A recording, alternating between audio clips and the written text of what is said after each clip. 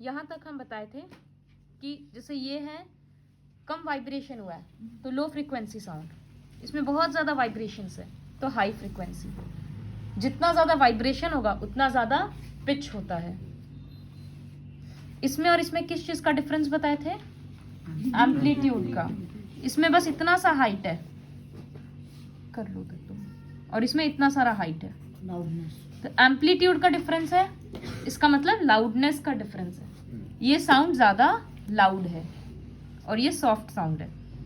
कभी कभी क्या होगा, दोनों साउंड, सपोज दो सोर्स ऑफ साउंड है S1 और S2, दोनों का फ्रीक्वेंसी और एम्पलीट्यूड वगैरह सब कुछ सेम है, तो भी हम लोगों को दोनों साउंड में डिफरेंस लगेगा, क्योंकि हर साउंड का अपना अपना क्वालिटी होता है, या फिर हर इंसान का अपना अलग अलग गला का क्वालिटी होता है, जिसको क्वालिटी या टिम्बर बोलते हैं।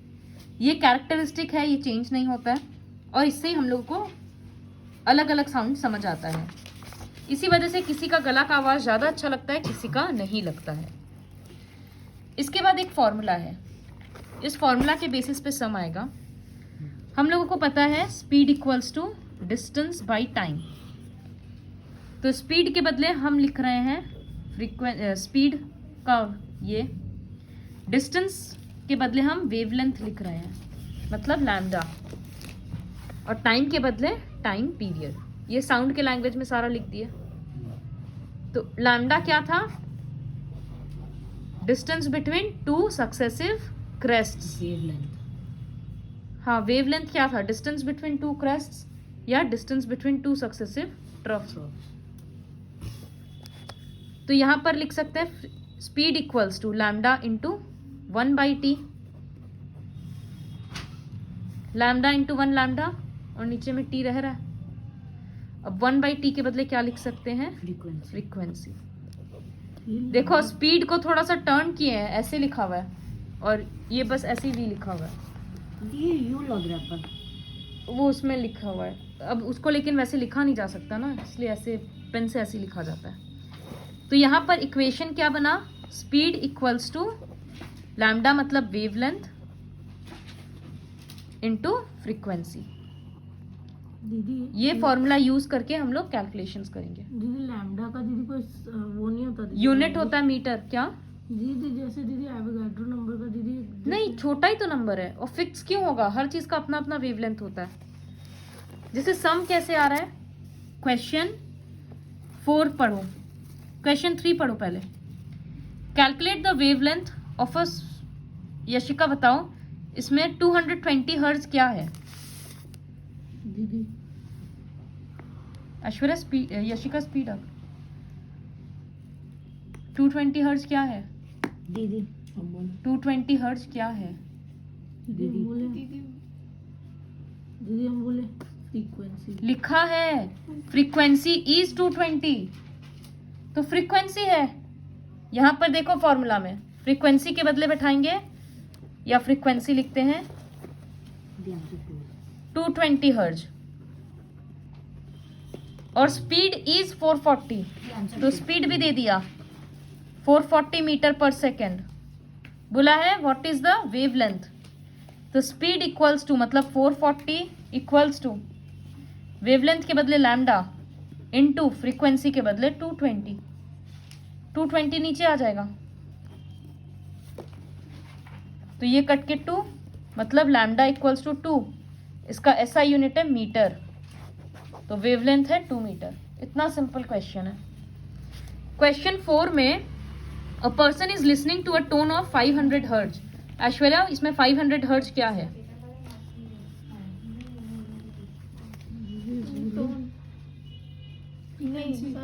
फ्रीक्वेंसी है, तो इसमें फ्रीक्वेंसी दे दिया। Sitting at a distance of 450 metre per second, 450 metre लिखा है। वेवलेंथ।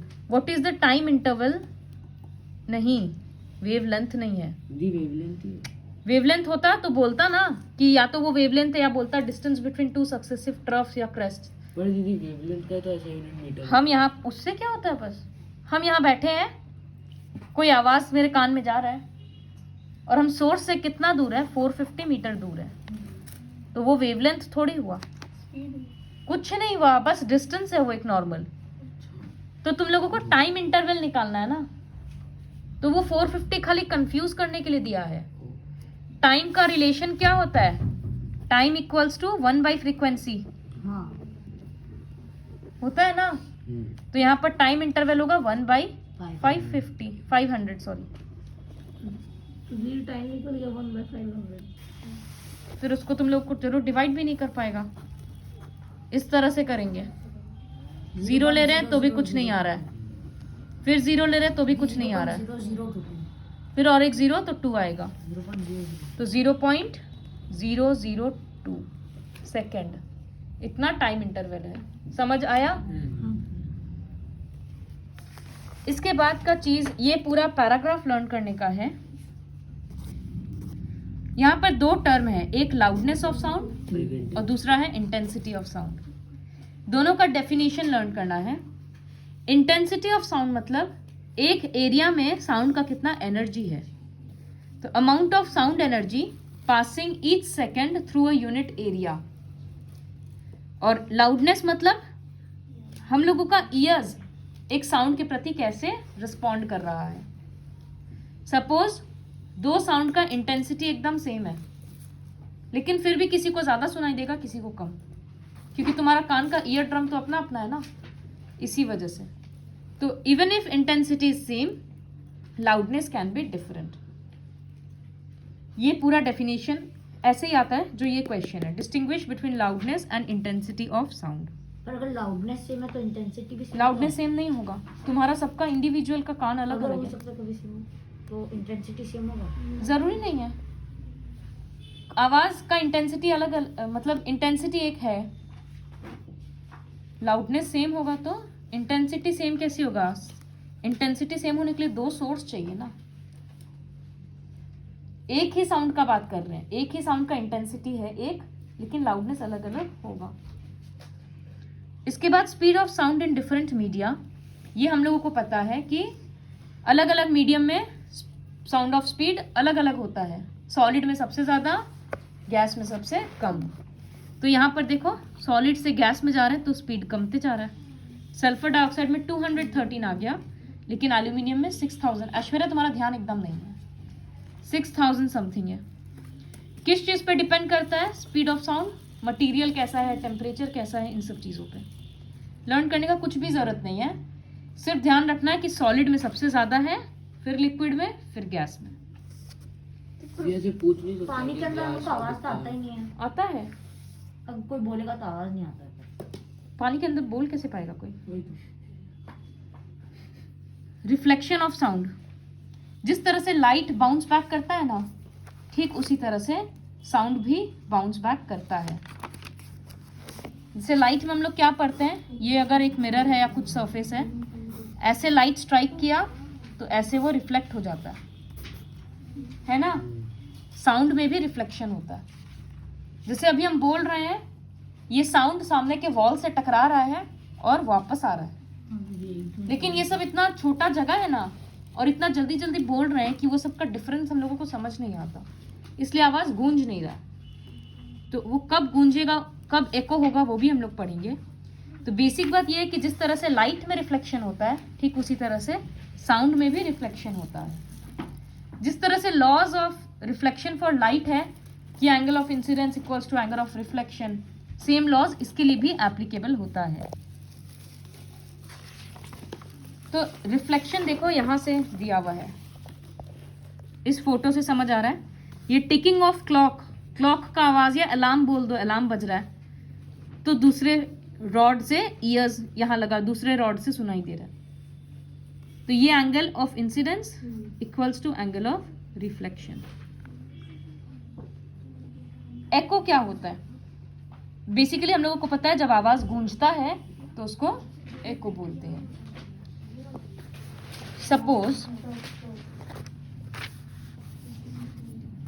सपोज ये एक वॉल है, दिस इज अ वॉल, और यहाँ पर साउंड का सोर्स है एस, या यहाँ पर कोई ह्यूमन बीइंग खड़ा है, तो एक साउंड प्रोड्यूस हो रहा है। अभी हवा है, हवा में स्पीड ऑफ साउंड को हम ले रहे हैं 344 मीटर पर सेकेंड। चेंज होता है लेकिन एवरेज ये ले रहे हैं। ये स्पीड है। हम लोगों के कान में 0.1 सेकेंड के लिए एक एक साउंड रहता है।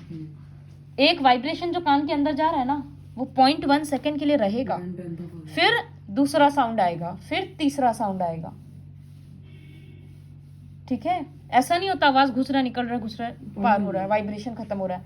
बस 0.1 सेकेंड, बहुत छोटा साउंड है, बहुत कम टाइम है, तो 0.1 सेकेंड के लिए हम लोगों के ईयर में रहता है। इसका मतलब इस सोर्स से जो साउंड क्रिएट हो रहा है वो इस तरह से जा रहा है। यहां पर अगर speed equals to distance by time कर रहे हैं तो स्पीड के बदले 344, डिस्टेंस पता नहीं डी, और टाइम के बदले 0.1। 0.1 को उधर मल्टीप्लाई करेंगे तो वो बन जाएगा 34.4। तो इसका मतलब 0.1 सेकेंड में ये कितना डिस्टेंस ट्रेवल कर रहा है? 34.4 मीटर। तो आवाज का गूंजना को एको बोलते हैं ना। तो एक आवाज यहां से गया इस तरह से, ये आवाज टकरा कर वापस आएगा। लेकिन अगर ये 0.1 सेकेंड के पहले ही टकरा कर वापस आ जाएगा तो हम लोगों को एको तो सुनाई नहीं देगा, क्योंकि मेरे कान में तो ऑलरेडी प्रीवियस साउंड है ना। समझ आया? हाँ दीदी। तो एको सुनने के लिए क्या जरूरी है कि ये जो साउंड वापस आए ये थोड़े से देर के बाद आए। तो इसका मतलब इस साउंड को आने और जाने में मिनिमम इतना डिस्टेंस तो ट्रैवल करना ही पड़ेगा। प्रतीक समझ आया? ये एको कब सुनाई देगा? जब मिनिमम वही साउंड ट्रैवल करके वापस आए 0.1 सेकेंड के बाद, क्योंकि उसके पहले आएगा तो मिक्स एंड मैच हो जाएगा कान में, तो हम लोगों को कोई डिफरेंस नहीं लगेगा। 0.1 सेकेंड मतलब मिनिमम उसको इतना डिस्टेंस तो ट्रैवल करना ही पड़ेगा जाके वापस आना।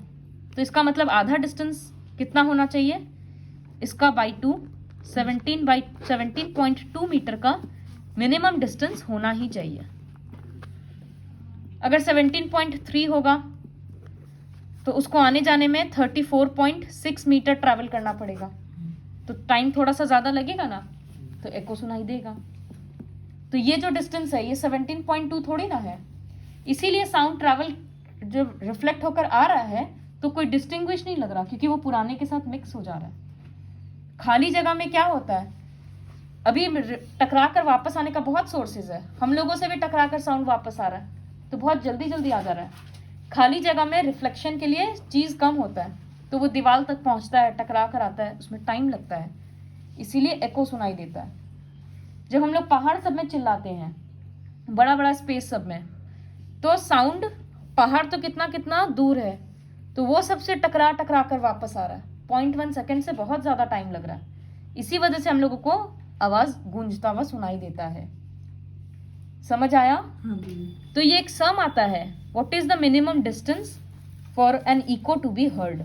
वो पूरा ऐसे ही कैलकुलेशन दिखाया जाता है, वो कैलकुलेशन दिखाया जाता है कि साउंड का एवरेज स्पीड इतना है, टाइम ऑफ परसिस्टेंस इतना है, स्पीड फिर डिस्टेंस इतना मिनिमम होना चाहिए। इस तरह से पूरा यहाँ लिखा हुआ है। तो this is all about echo. Last ये है कि रेवर्बरेशन क्या होता है। कभी कभी बड़ा बड़ा हॉल में होता है कि आवाज़ एकदम गूंजते जा रहा है, गूंजते जा रहा है, पर एको होते जा रहा है, तो वो repeated reflection of sound is called reverberation. उससे एक हेडेक सा होने लगता है, तो उसको रेवर्बरेशन बोलते हैं। थिएटर वगैरह में होता है, थिएटर वगैरह में हो सकता है, तो इसी वजह से ऐसा ना हो तो उसके लिए किया जाता है, साउंड एब्जॉर्बिंग मटेरियल्स लगाया जाता है। थिएटर का जो सीट्स होता है वो ऐसे मटेरियल का होता है कि वो साउंड को एब्जॉर्ब कर ले, ताकि साउंड रिफ्लेक्ट होकर ना जाए, नहीं तो आवाज़ गूंजते रहेगा तो कुछ सुनाई नहीं देगा ठीक से। हॉल सब का वॉल सब इसीलिए सिर्फ सीमेंट का नहीं होता, उसमें कैसा सॉफ्ट सा मटेरियल होता है ताकि वो साउंड को एब्जॉर्ब कर ले। रूफ भी वैसा ही होता है, तो टू अवॉइड रेवर्बरेशन। क्लियर?